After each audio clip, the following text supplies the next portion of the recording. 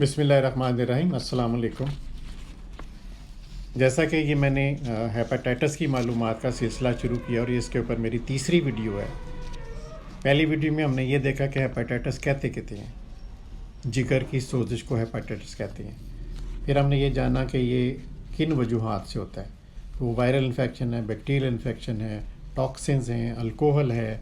اور auto immune ہے، تو یہ اس کی وجوہات ہیں۔ پھر اگلی ویڈیو میں ہم نے یہ جانا کہ اس میں علامات، تو 7 اس میں جو بیسک کارڈینل سائن علامات ہوتی ہیں وہ ڈسکس کی،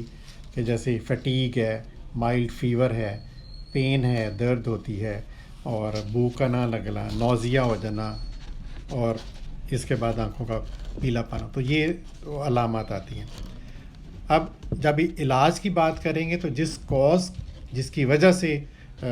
ہوتا ہے اس کے بارے میں اسپیسیفک ہم اگلی ویڈیوز میں بات کریں گے، لیکن عمومی طور پر جو موسمی ہوتا ہے، بیسیکلی دیکھیں جو وائرل ہے،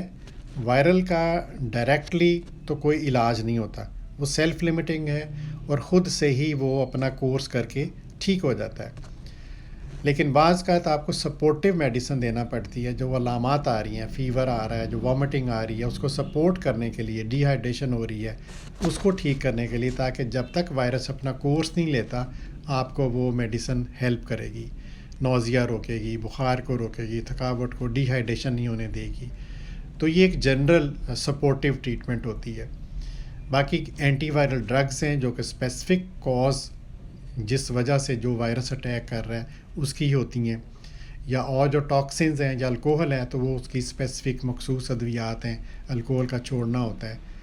تو علاج بہرحال دیکھیں، آپ جو بھی علاج کریں، چاہے وہ حکمت کا کریں، چاہے وہ ڈاکٹری کریں، وائرس نے اپنا کورس لینا ہے۔ تو فلاں جگہ سے دم کرایا جی، وہ 21 دن میں ٹھیک ہو گیا، فلاں حکیم کی دوائی لی، فلاں ڈاکٹر کی دوائی لی، تو وہ 21 دن یا 2 ہفتے یا 3 ہفتے وہ وائرس کا اپنا کورس ہے، اس نے اس ٹائم میں بیماری جب سٹارٹ ہوتی ہے آہستہ آہستہ بڑھے گی اور پھر وہ آہستہ آہستہ ختم ہو جائے گی، اس نے وہ کورس لینا ہوتا ہے۔ تو بیسیکلی جو کوئی بھی سپورٹیو